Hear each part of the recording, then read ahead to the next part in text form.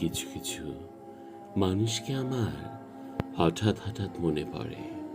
খুব বেশি না, ওই 5 থেকে 10 মিনিট কিংবা তারও কম, যারা সময়ের কালে আমার থেকে হারিয়ে গেছে অথবা আমি রাখতে পারিনি।